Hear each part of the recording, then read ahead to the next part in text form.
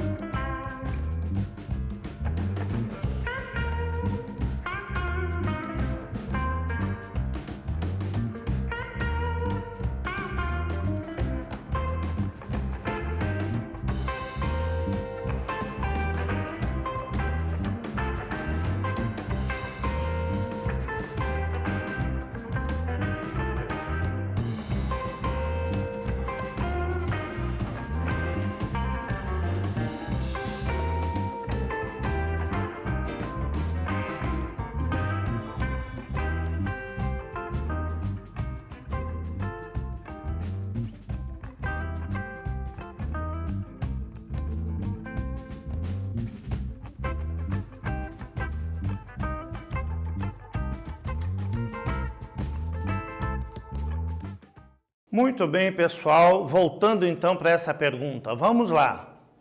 Por que o pensamento medieval cristão foi a síntese entre o cristianismo e a filosofia grega? Porque os primeiros padres da igreja adaptaram os conceitos do pensamento dos filósofos gregos para explicar de forma lógica o mundo e os acontecimentos bíblicos, tentando converter os povos à religião cristã. Para entender melhor ainda a resposta dessa pergunta, vamos dar continuidade ao conteúdo que já nos aprofundamos um pouco mais. Fé e razão. O discurso de Paulo de Tarso para os atenienses, ao Deus desconhecido. Vejam bem esta imagem.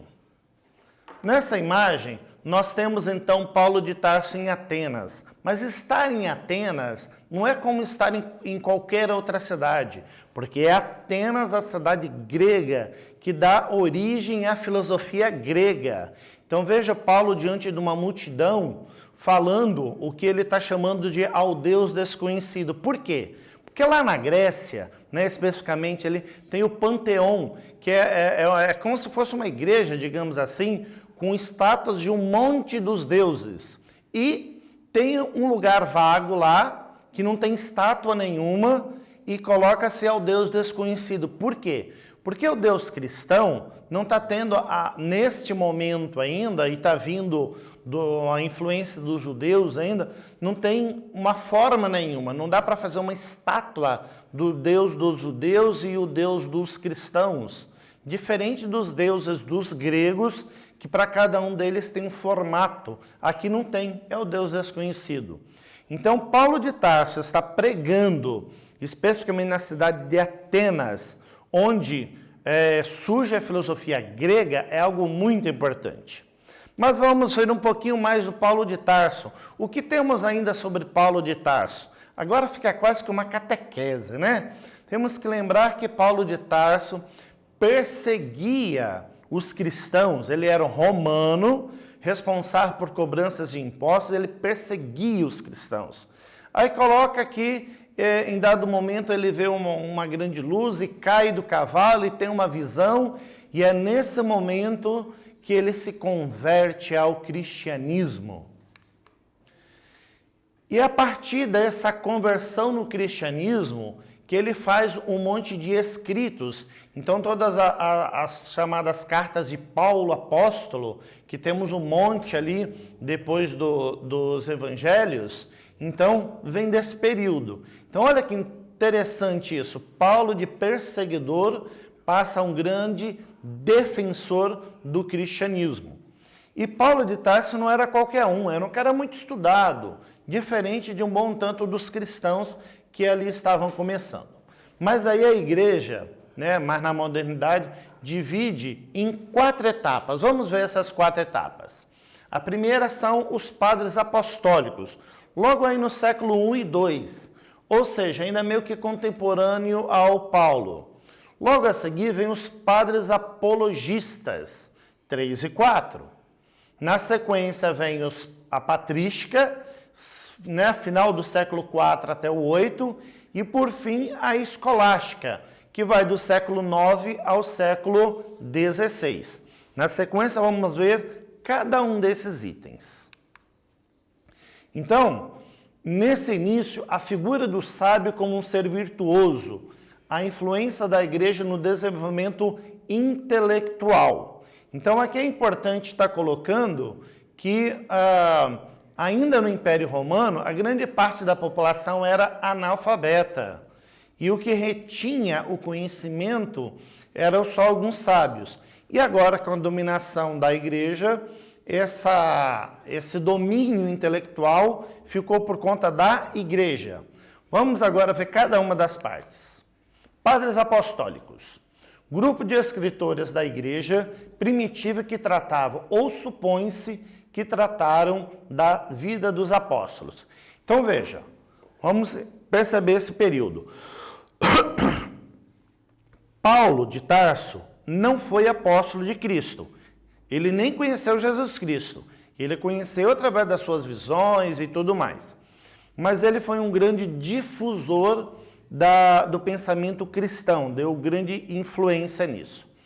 E ainda ali contemporâneo, século I, século II, muitas pessoas começaram a estar escrevendo. Por quê? Eles davam conta de entrevistar, de conversar com os apóstolos de Cristo e aqueles que foram discípulos logo a seguir aos apóstolos. Então veja, estamos falando aí de 100, 150 anos depois de Cristo. Então tem uma proximidade muito grande ainda. Então todos esses escritos é para consolidar. Mas veja que esses escritos não constam na Bíblia. Então são os escritos que ajudam a interpretar a Bíblia, lá do Novo Testamento, mas não fazem parte da Bíblia. Então, esse é um detalhe importante. Logo a seguir, vem os padres apologistas. Muitos dos seus escritos estão dirigidos ao imperador ou aos governadores romanos, os únicos que podiam aceitar ou recusar a sua causa. Então, olha o que está acontecendo aqui. Século 3 e 4, aí, o Império Romano ainda está dominando, porque lembra que o Império Romano só caiu em 476, só lá mais para frente. Então aqui o Império Romano ainda dominava. Apologista, essa palavra vem da palavra Apolo. Apolo é um dos deuses lutadores, guerreiros. Então apologista quer dizer alguém que luta como Apolo para defender o cristianismo. Então eram textos muito rebuscados, muito intelectuais, que não eram dirigidos ao povão. Esses textos eram dirigidos, então, aos governadores romanos, ao imperador romano, para tentar convencer a esses o quanto o cristianismo seria uma coisa boa, que não haveria nenhuma necessidade de estar perseguindo os cristãos. Então, a ideia da apologia é isso daqui. A patrística. A patrística se pode definir como estudo ou ciência dos padres da igreja e estende-se tanto aos escritores ortodoxos como os heterodoxos. O que isso quer dizer? Veja que século IV já o Império Romano caiu, Constantino já declara o cristianismo como religião oficial daquele território todo que seria o Império Romano. O Império Romano está dividido em Império Romano do Ocidente e Império Romano do Oriente, já tem essa divisão, e o cristianismo dominando ali. E aí quando fala que tanto os ortodoxos, ou seja, tanto essa parte do Ocidente como a parte do Oriente, lá de Bizâncio.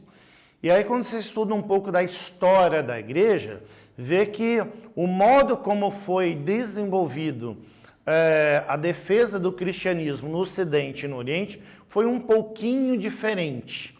Lá no Oriente, com Bizâncio, nós temos a arte bizantina, que eles primam muito mais divulgar o cristianismo pela arte, pela pintura e até esculturas, do que tanto por textos. Enquanto que no Ocidente, a preferência é estar divulgando por textos, mesmo que grande parte da população era analfabeta. Então aqui temos a patrística nesse período, que estudaremos com mais detalhe já na aula 25 e 26. E aí a escolástica busca uma síntese da filosofia cristã, sobretudo a partir da interpretação da filosofia de Aristóteles, isso com Tomás de Aquino. Então olha o que está acontecendo. Veio primeiro a patrística, logo no começo da Idade Média, ficou por um período. Mas tem um detalhezinho ali importante. Logo nesse começo com a patrística, os escritos de Platão e Aristóteles simplesmente sumiram. Ninguém sabia que existia um cara chamado Platão e outro chamado Aristóteles. O que se tinha conhecimento era do neoplatonismo, que já estudamos isso numa aula anterior. Então, o Santo Agostinho, ele dá continuidade a esses estudos do neoplatonismo, lá do Plotino, e desenvolve. Mas no decorrer dos séculos, lá por Avicena e Averroes, que são filósofos árabes, descobrem, por acaso, os textos de Aristóteles, retomam novamente os textos de Platão, e o Tomás de Aquino consegue fazer uma grande síntese. Então, agora sim, pegando os escritos de Platão, de Aristóteles, e incorporando na filosofia cristã. E aí forma esse conteúdo chamado de escolástica, que estudaremos com mais detalhe lá na aula 27. Exercício 2. Escreva o nome dos 4 períodos da filosofia medieval. Tenta fazer um pouquinho de detalhe sobre isso. Aguardo, então.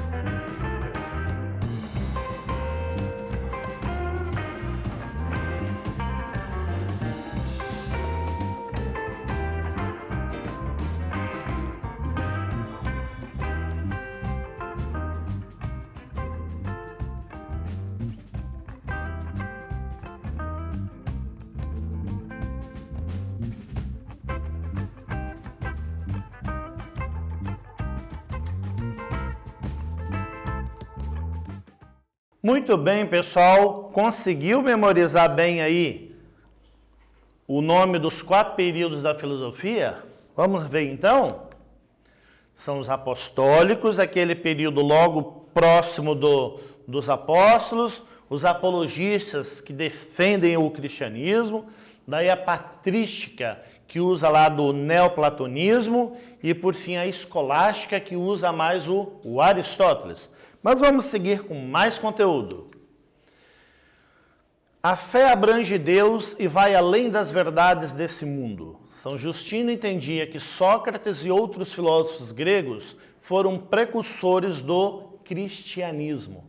Olha que interessante.